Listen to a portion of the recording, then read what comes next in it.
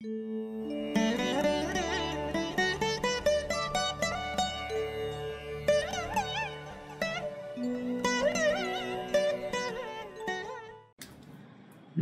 அனைவருக்கும் வணக்கம்.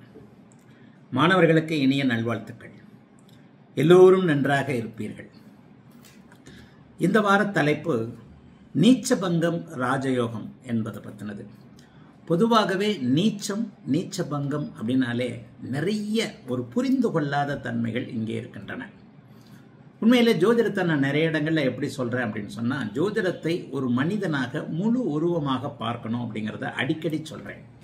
எப்படி அதை அடிக்கடி சொல்றேன் அப்படின்னு சொன்னா, ஜோதிடம் என்பது ஒரு நிலையில நம்ம எல்லாரும் என்ன தப்பு பண்றோம்னா, 5இல் ராகு இருந்தால், 7இல் ராகு இருந்தால், 8இல் சூரியன் இருந்தால், 9இல் சூரியன் இருந்தால், 10இல் ராகு இருந்தால், இந்த மாதிரியான தனித்தனி கலவையாகத்தான் பார்த்து கொண்டிருக்கிறோமே தவிர, அதை முழுமையாக பார்க்கின்ற அமைப்பும் அனுபவமும் யாரோ ஒருவருக்கு எப்போதோ ஒரு தடவை தான் வருதுன்னு சொல்றேன். நிறைய பேர் இதுல யோகங்களை புரிஞ்சுக்காமையே விட்டுறீங்க. நீச்சம் அப்படின்னாலே ஒரு பயமான ஒரு நிலைமை வந்துடுது.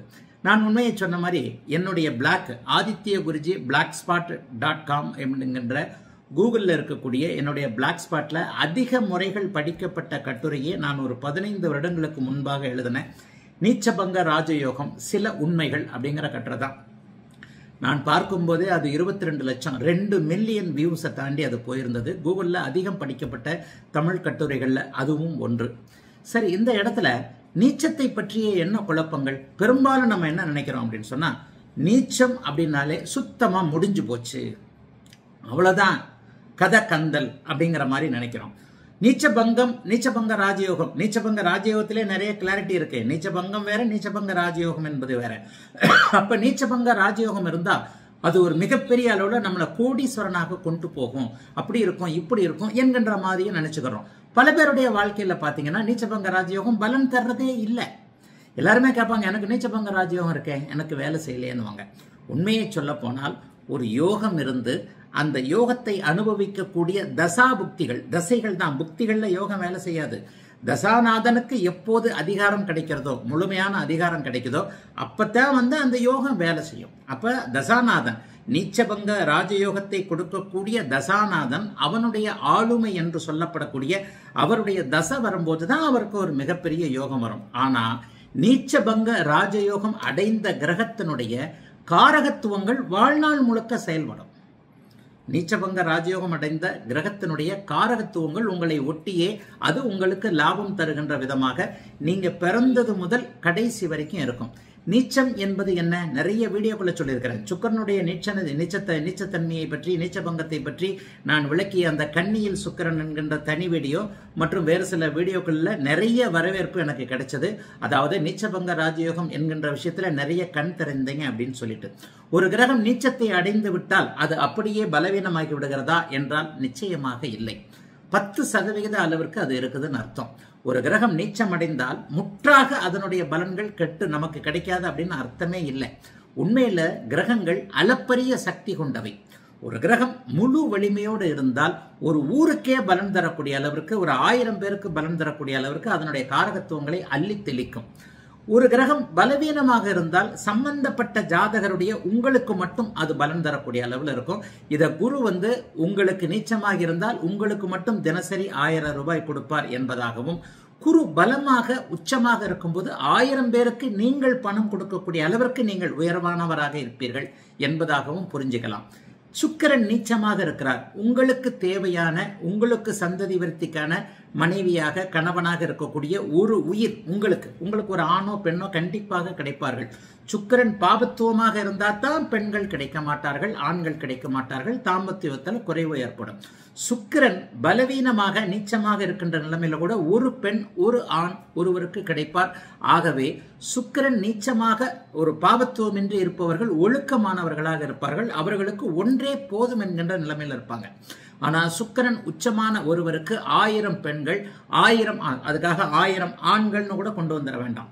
பெரும்பாலும் ஆண்களுக்கான காம கணக்குகள் வேறு, பெண்களுக்கான காம கணக்குகள் வேறு. நான் தெளிவா நிறைய விஷயங்களை சொல்லியிருக்கிறேன். உடல் ரீதியிலாகவே, சமூக ரீதியிலாகவே, எல்லா விதமான ஒழுக்க ரீதியிலாகவே ஆணுக்கும் பெண்ணுக்கும் தனித்தனி சிந்தனைகள் இருக்கின்றன. உண்மையில் ஒரு பரிணாம அமைப்பிலேயே பை ஜீன் வழக்கிலேயே ஒரு ஆணுக்கு 99% ஆண்களுக்கு ஒரு பெண் போதாது. ஆனா பரிணாமத்தின் ஜீன்கள் அமைப்பிலேயே 99% பெண்களுக்கு ஒரு ஆண் போரும். இந்த மாதிரியான சமூக வழக்கங்களை, கட்டமைப்புகளை புரிந்து கொண்டே இந்த உச்ச நீச்ச தத்துவத்தை நீங்க புரிஞ்சுக்கலாம்.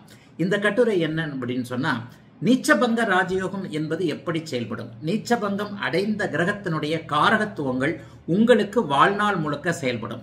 அதே கிரகம் உங்களுடைய ஜாதகத்துல மிகப்பெரிய ஒரு நிலையில அதுவே சுபத்துவமான கிரகமா இருந்தா அது உங்களுக்கு சோறு போடும் அதனுடைய காரகத்துவங்களின் மூலமாக. இங்க 2 ஜாதகத்தை விளக்க போறேன். நீச்சபங்க ராஜயோக அமைப்புகளை தெளிவாக புரிந்து கொள்வதற்கு நீடித்த அனுபவம் கண்டிப்பாக ஜோதிடத்தில் வேண்டும். எந்தெந்த இடத்துல எப்படிப்பட்ட அமைப்புகளை, எல்லா நிலைகளும் ஒன்றாக இணையும் போது ஒரு கிரகம் அவனுக்கு நூற்றுக்கணக்கான கோடிகளை கொட்டி கொடுத்து விடுகிறது. இப்ப நூற்றுக்கணக்கான கோடி நீங்க சம்பாதிக்கணும்னா முதல்ல அந்த நீச்சபங்க ராஜயோகம் வேலை செய்யறத பத்தி இருக்கக்கூடாது.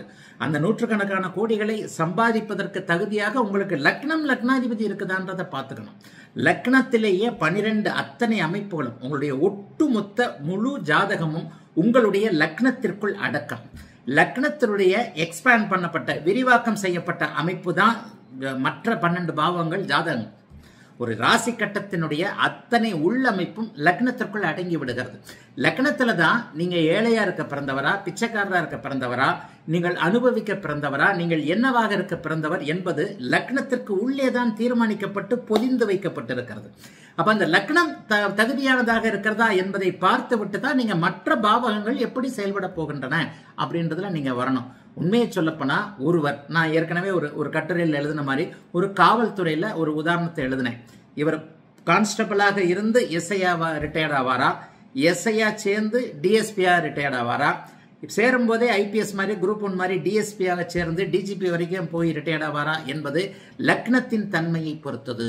அந்த லக்னத்திற்கு அடுத்துதான் நீங்க சுபத்துவ கிரகம் எத்தகைய தொழில் அமைப்புகளை கொடுக்கும், அவருடைய உயரம் என்ன, அவர் எத்தனை அளவுக்கு சம்பாதிக்கக்கூடியவர்.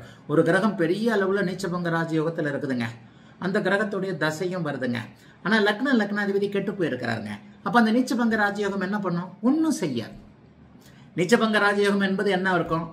பெரிய அளவுல லக்னாதிபதியின் தன்மையின் அடிப்படையில் ஒருவர் எளிய நிலையில் இருக்கிறார், ஜவுளி கடை குமாஸ்தாவா இருக்கிறார், அல்லது பிச்சை தான் எடுத்துக்கிட்டு இருக்கிறாருங்க.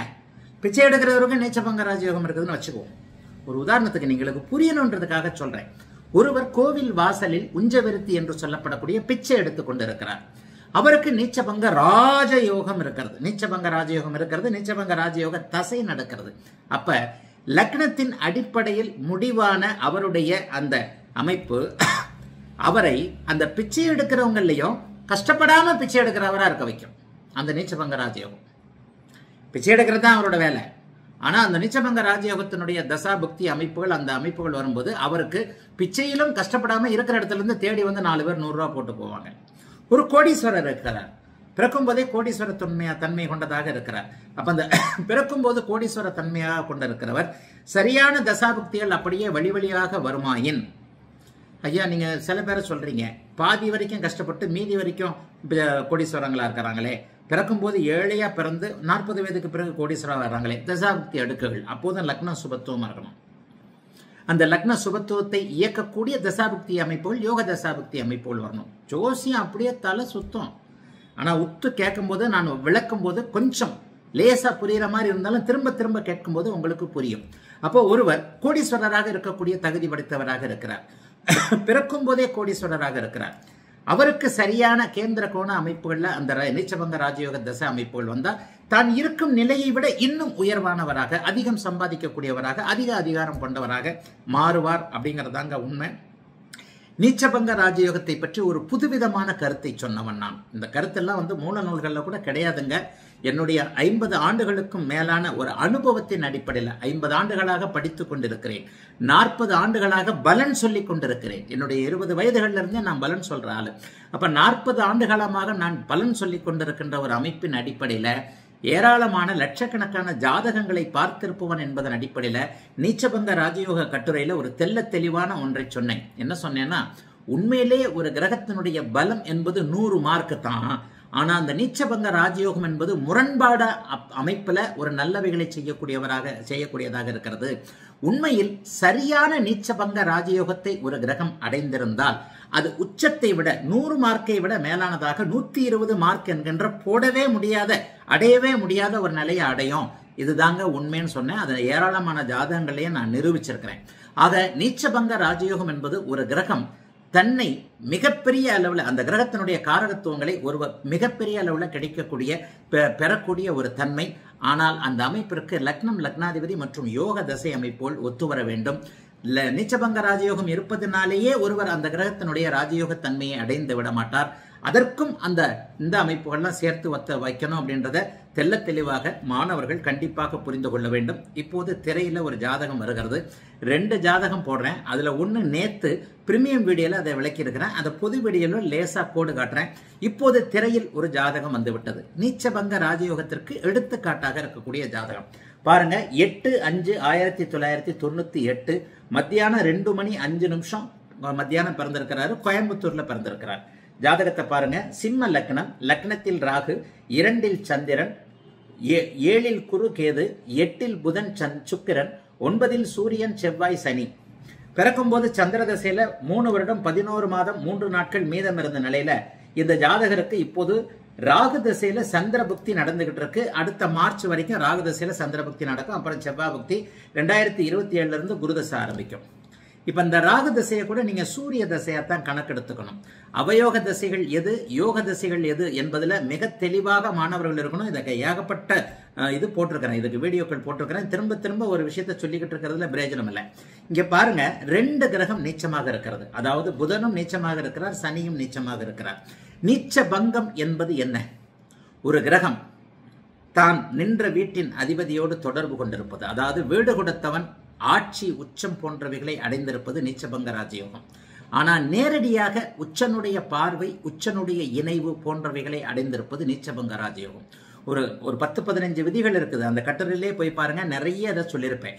நீச்சன் பரிவர்த்தனை அடைவது, நீச்சனுக்கு வீடு கொடுத்தவர் ஆட்சி உச்சன் அடைவது, நீச்சன் லக்ன அல்லது சந்திர கேந்திரத்தில் இருப்பது, நீச்சனை நீச்சன் பார்ப்பது. ஆனா இந்த நீச்சனை நீச்சன் பார்ப்பது என்கின்ற விதியை மட்டும் நம்ம என்ன அதை தெளிவாகவே இது பண்ண முடியல. ஆனா நீச்சபங்க ராஜயோகம் என்பது ஒரு ஒளி மிகுந்த கிரகம். உச்ச கிரகம் என்பது ஒளி மிகுந்த கிரகம். நீச்சபங்க ராஜயோகம் என்பது ஒரு நீச்ச கிரகம் உச்ச கிரகத்தோடு சம்பந்தப்படுதல். பௌர்ணமி அதியோக சந்திரனை கூட கிட்டத்தட்ட நீச்சபங்க ராஜயோகம்னு சொல்லலாம். ஆனா அது முறையான நீச்சபங்க அமைப்புகள் கிடையாது. ஆக ஒரு நீச்சன் உச்சனோடு சம்பந்தப்படும் பொழுது அவர் நீச்சபங்க ராஜயோகத்தை செழிப்பாக அடைகிறார். நீச்சபங்க ராஜயோகம் என்பது என்ன?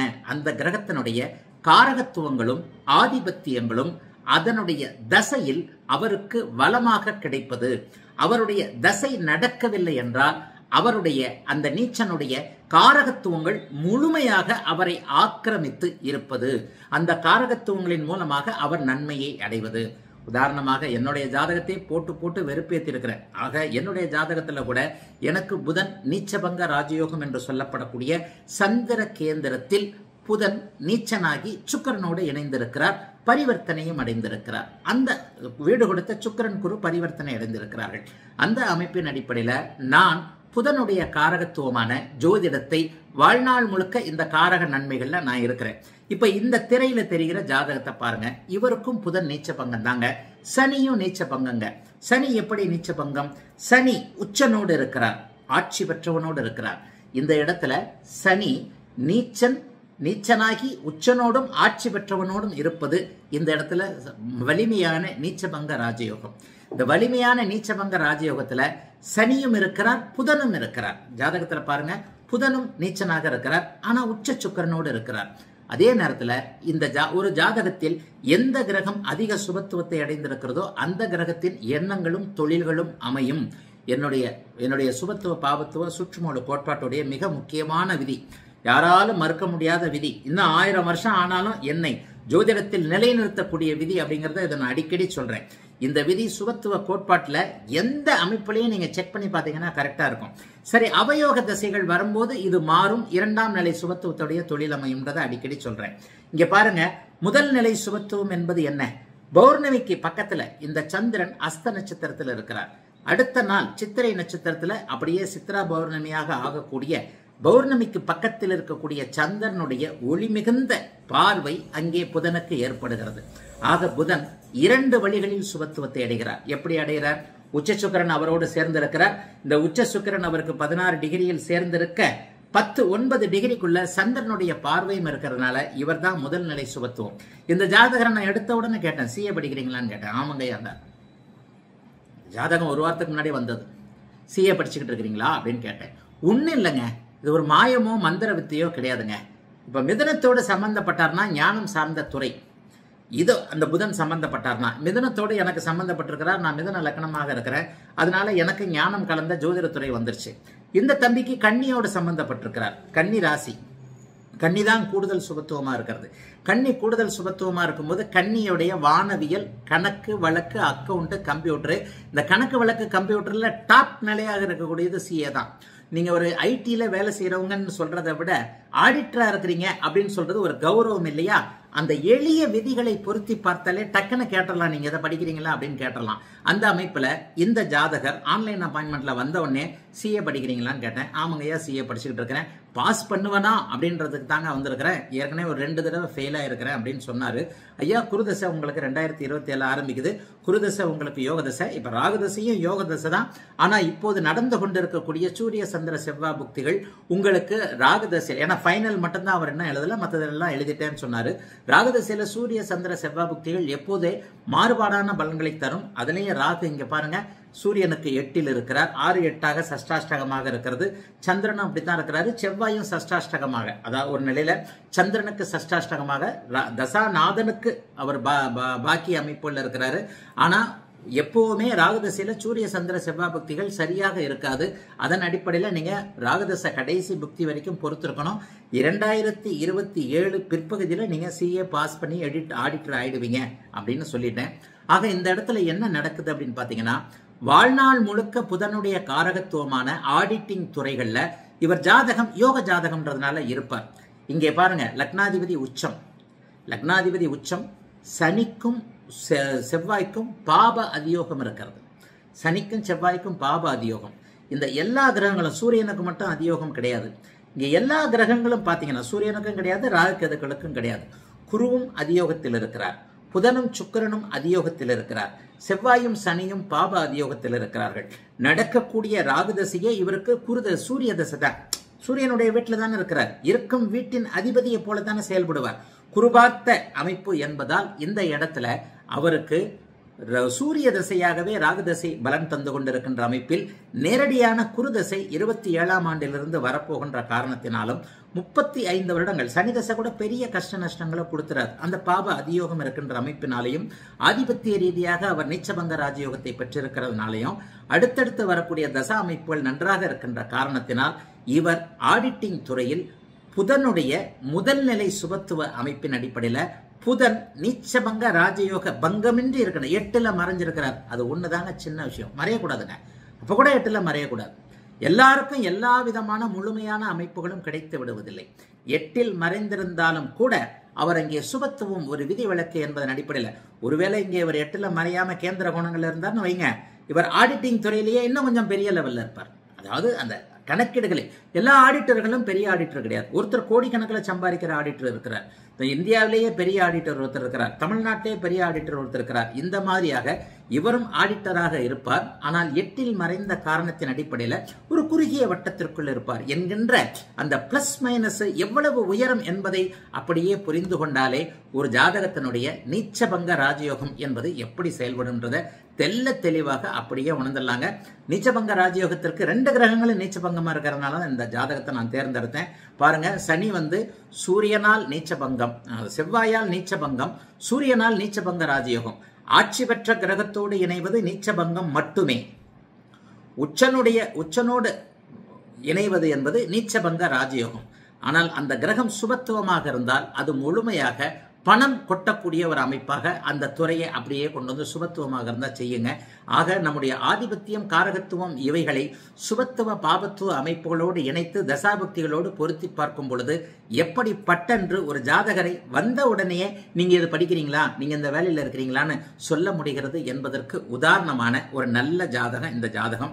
அடுத்து அப்படியே இன்னொரு ஜாதகம், இது நேற்று நான் பிரீமியம் வீடியோல நிறைய விளக்கி இருக்கிறேன், ஷார்ட்டா மட்டும் போட்டுடுறேன். இந்த ஜாதகத்தை பாருங்க. 8/3/1995 6:55 AM சென்னையில் பிறந்த ஜாதகம். மீன லக்கணம், 2இல் கேது, 3இல் சந்திரன், 5இல் செவ்வாய், 8இல் ராகு, 9இல் குரு, 11இல் புதன் சுக்கிரன், 12இல் சூரியன் சனி. பிறக்கும்போது சூரிய தசையில 8 மாதம் 15 நாட்கள் மீதம் இருந்த நிலையில இப்போது இவருக்கு ராகு திசை நடந்து கொண்டிருக்கிறது. சுக்கிர புக்தி நடந்துகிட்டு இருக்கு 2027 ஜூன் மாதம் வரைக்கும். இவர் பாருங்க கட்டிடத்துறையில் இருக்கிறார். இதை நான் நேற்று பிரீமியம் வீடியோல விளக்கி இருக்கிறேன். பொது வீடியோ நேயர்களுக்கு ஓரளவுக்கு சொல்ல வேண்டும் என்பதற்காக இவருடைய நீச்சபங்க ராஜயோக அமைப்பு, இதுவும் நீச்சபங்க ராஜயோக அமைப்பு தாங்க. என்ன, இங்க உச்சனோடு அவர் சேரல, குருதா இங்கே உச்சமாவார். திரையில வர்ற ஜாதகத்தை பாத்துருங்க.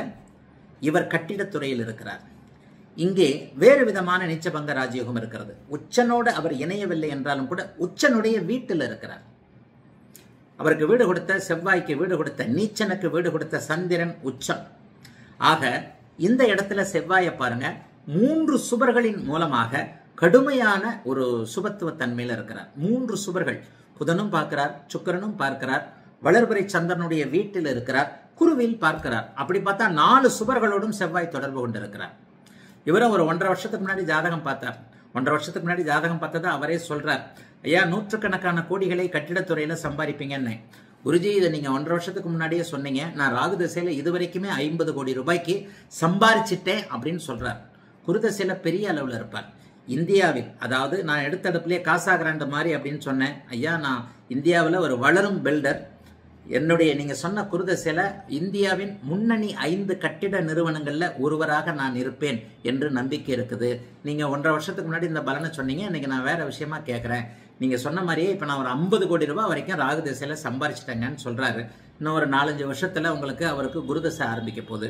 குரு லக்னத்தை பார்க்கிறார், ராசியை பார்க்கிறார். இந்த ஜாதகத்துல செவ்வாய் நீச்சமாக இருந்தாலும் 4 சுபர்களோடு சம்பந்தப்பட்டு உச்சனுடைய வீட்டில் அமர்ந்து மிக அருமையான சுபத்துவமாக இருக்கின்ற காரணத்தினால், இங்க அவர் நீச்சமாக இருக்கின்ற ஒரே காரணத்தினால கட்டிடத்துறைக்கு கொண்டு வந்தார். ஆக கட்டிடத்துறையில் இந்த ஜாதகர் மிகப்பெரிய உயரத்திற்கு வரக்கூடிய ஒரு அற்புதமான நல்ல ஜாதகம். அங்கே அவர் உச்சனோடு சேர்ந்திருந்தார் புதனுடைய நீச்சபங்க ராஜயோகத்துல. இங்கே உச்சனுடைய வீட்டில் இருக்கிறார் என்பதும் நீச்சபங்க ராஜயோக அமைப்பு தான். ஆகவே எல்லா நிலைகளிலும் இந்த உச்ச தொடர்பு என்பதும் சுபத்துவம் என்பதும், இவர் கண்டிப்பா ஒரு 16 வருஷம் கட்டிடத்துறையில ஓகோ ஆகன்னு இருப்பார்.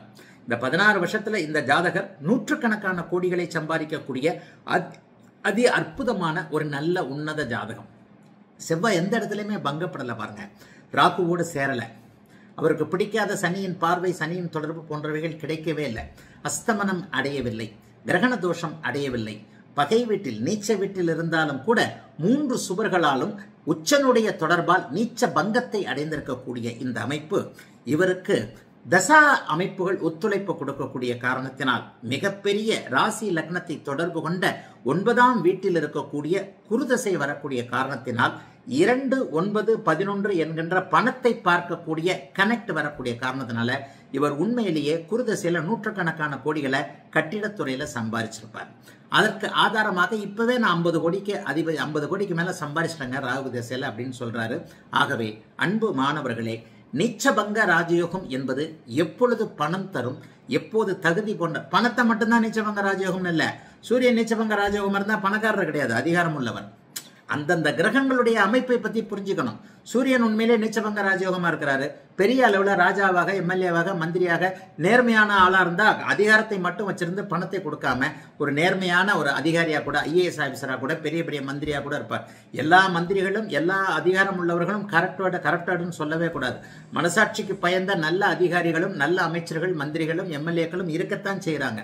ஆக எந்த கிரகம் எப்படிப்பட்ட அமைப்பில் இருக்கிறது, அது பணம் தரக்கூடிய 2, 9, 11 போன்ற அமைப்புகள் இருக்குதா, போன ஜாதகத்துல பாருங்க 2-11 கூடியவரே புதன் தான், அவர் சந்திர அதியோகத்தில் இருக்கிறார். அதனால அவர் சிஏல அவரும் பணம் சம்பாதிப்பார். இந்த ஜாதகத்துல செவ்வாய் 2-9-11 போன்ற இடங்கள் எல்லாம் வலுவாக இருக்கின்றன. ஆகவே எந்த பாவகங்கள் நல்ல விதமாக இருக்கின்றன, எந்த கிரகம் உண்மையான நீச்ச பங்கத்தை அடைந்திருக்கிறது, நீச்ச பங்க ராஜயோகத்தை அடைந்திருக்கிறது என்பதை வைத்தே இந்த அமைப்புகளை தெளிவாக புரிந்து கொள்ளலாம் என்பதற்கு இந்த வீடியோவை மாணவர்கள் நல்லா புரிஞ்சுக்குவீங்கன்னு நினைக்கிறேன். வாழ்த்துக்கள். எல்லோரும் நன்றாக இருப்பீர்கள். மறுபடியும் ஒரு வீடியோவில் சந்திக்கலாம்.